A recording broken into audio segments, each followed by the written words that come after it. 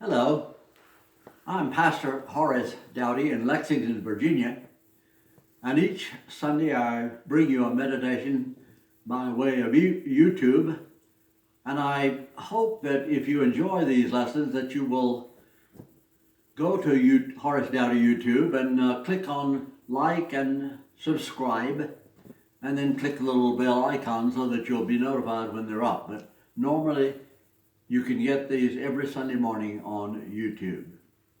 I appreciate your watching, and I hope you will share the message with your friends and your family. Today, I want to tell you a story that comes from Mark, the story of the man with the withered hand. It's a jewel, brimming with insight and encouragement, which our world needs so much today. Jesus, says Mark, is at church on a Sabbath morning. That tells me something. Going to church was important to Jesus. Now, if Christ, the Son of God, considered church attendance vital, then I think we should all take notice and follow the example. The other point is that Jesus was perceptive. He looked around, and in that congregation he saw a withered, shrunken hand. The man did not shout for attention like blind Bartimaeus, nor climb a tree like Zacchaeus. The man seems quite ordinary. He never speaks. We do not know his name, but Jesus noticed. Whenever you are discouraged, read this story. Others may ignore you. Your disability may mean nothing to them. You may be blessed with strong limbs, but maybe you have a withered soul or a lonely heart. Cheer up. There is someone who cares.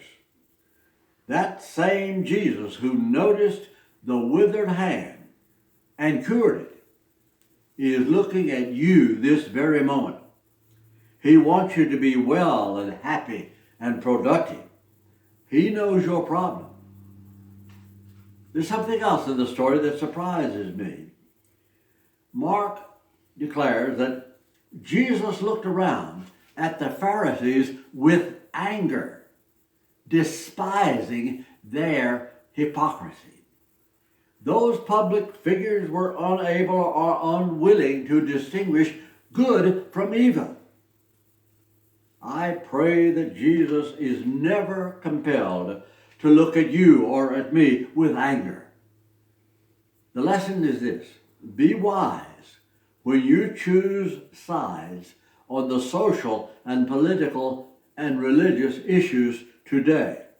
Jesus can help you get it right. That morning, Jesus did something surprising. Instead of quietly healing the deformity, he called the man to the front of the church, in front of the congregation. In a loud, clear voice, he said, "Stretch out your hand." Try to imagine what went on in the mind of that crippled man. Tradition holds that he was a mason, a bricklayer. Dr. Luke, telling this same story, declared it was the man's right hand. When it shriveled, so did the man's livelihood.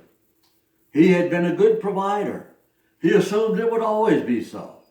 But through no fault of his own, he became a cripple. He was the subject of poverty and pity. You know such people.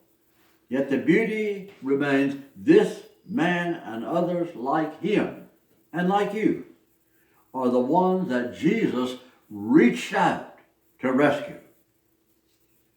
The man remembered better days. He'd gone to church with his happy family. He took pleasure in contributing his skill and his money. Food was on the table. He enjoyed building safe and strong walls, leaving a mark. But now he's poor.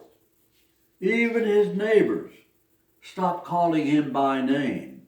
To them and to us and to the Bible writers, He's nothing more than the man with the withered hand. Now, why was he at church that day? The preacher spoke of God as a good shepherd caring for his lambs. Where is God's mercy for this man? The religious words must have sounded hollow, because here the poor man is, hungry children and a despairing wife. Where is the God of Jacob, the ever-present help and refuge? And yet, that man continued to go to church and to sit in his familiar pew. I wonder where he found the faith. Life had dealt him a shattering blow. Look at his story and absorb those details. He may be your mentor, your example, your hope. Now, in front of those neighbors, Jesus called the man out and said, "Stretch out your hand." How many times had that man heard those words from his wife and his friends? Every morning he would try with all his might to straighten that knotted limb. No success. And suddenly, on stage, Jesus the rabbi has commanded him to do the impossible. Sense that tension, the embarrassment. There's no discussion, no preparation, no prayer, no diagnosis, no treatment, only one order. And somehow, the man did it. He did not protest that it was impossible. He simply did what Jesus said, and it worked. The limb was restored, good as ever. You and I are privileged. We know far more about Jesus than this despairing bricklayer.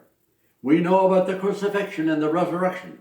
We have seen his power on earth, healing broken lives, building hospitals and universities, causing people to become compassionate and to feed the hungry and to care for the poor. We've seen this.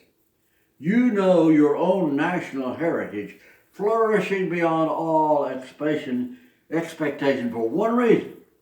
It was founded by faith in this same rabbi.